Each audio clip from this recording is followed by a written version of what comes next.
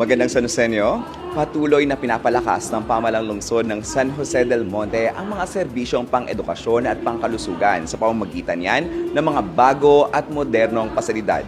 Gaya ng bagong computer laboratory ng Bagong Buhay H Elementary School sa Barangay San Rafael 3 na pinasinayaan nitong Miyerkules, August 5. Pinangunahan ni Mayor Atrida Robes ang inaugurasyon ng bagong pasilidad na inaasahang magbibigay sa mga mag-aaral ng mas maraming pagkakataong mapaunlad ang kanilang digital literacy at computer skills, mga kasanayang mahalaga sa makabagong panahon. Sa pamamagitan ng bagong computer lab, mas mapapalawak ang access ng mga mag-aaral sa teknolohiya at mas mapapahusay ang kanilang karanasan sa pagkatuto. Kasi po, mas madami pa po namin matututunan sa mga teknolohiya po na ganito. Salamat po, Mayor, na binigyan mo po kami ng ganito at mas madami pa po ang matututunan namin. Masaya po kasi po meron po kaming pwedeng matutunan sa computer. Kasi po madami po kaming ginagawa about folders po, and I think po makaka-help po yung computers for file organizing, parang ganun po.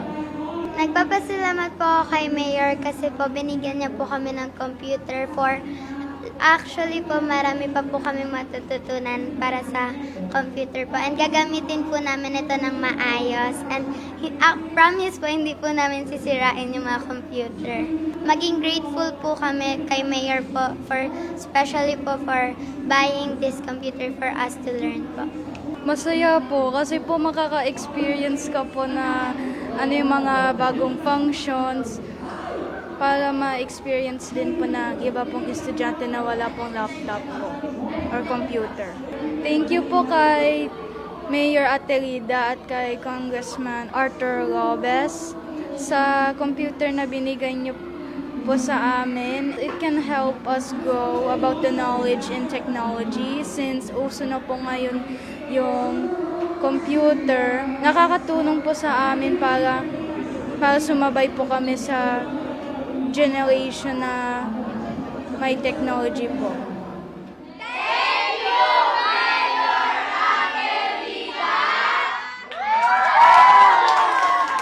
Siyempre for now, talagang number one ang edukasyon para sa ating pamilyang San Joseño.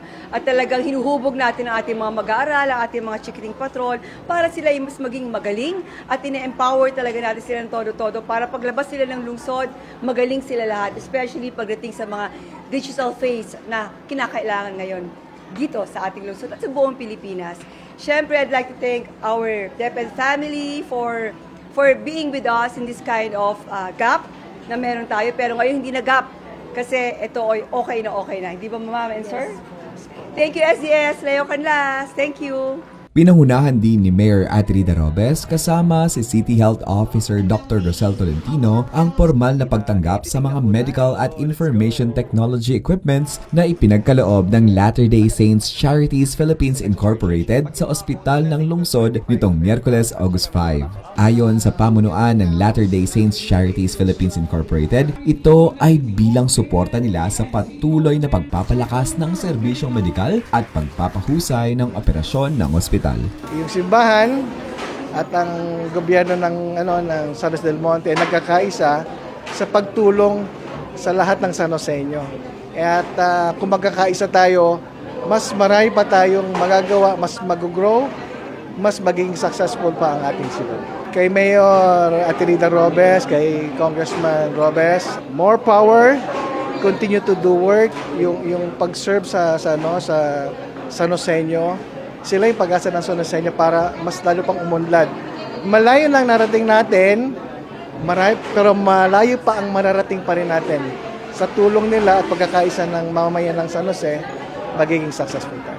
Okay, so very blessed po ang ating syudad, no? Especially the City Health Office and Hospital ng Lungsod ng San Jose del Monte, because we are chosen to be the recipient of all these donations, medical equipments for our of course, patients, yung ating mga hospital beds. We have also our wheelchairs for transport of our patients.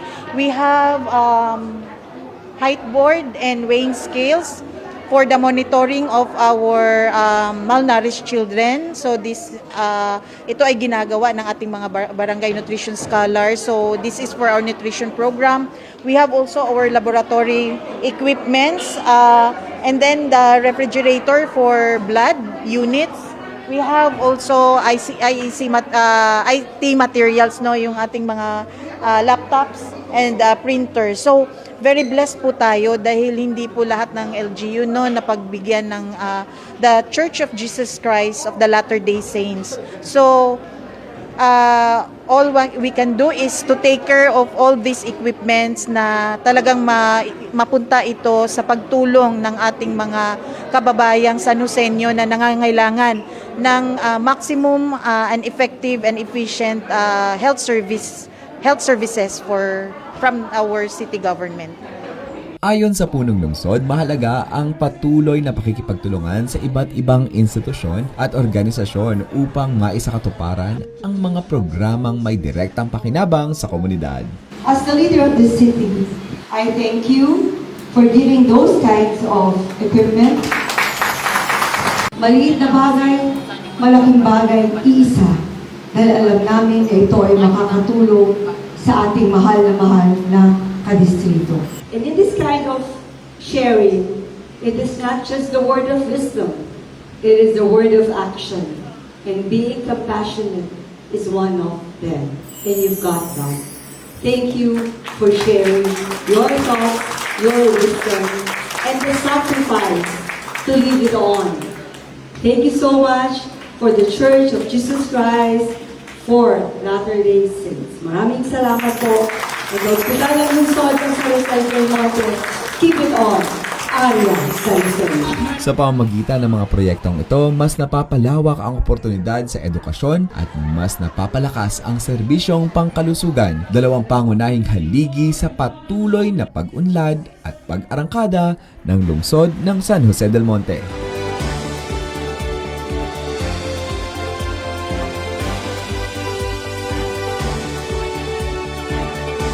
Habang patuloy ang asensong ramdam sa Rising City, patuloy na namumuhunan ang pamahalang lungsod sa pamumuno ni Mayor Atrida Robes sa mga programang magbibigay ng maayos na edukasyon at kalusugan sa bawat pamilyang Sanosenyo.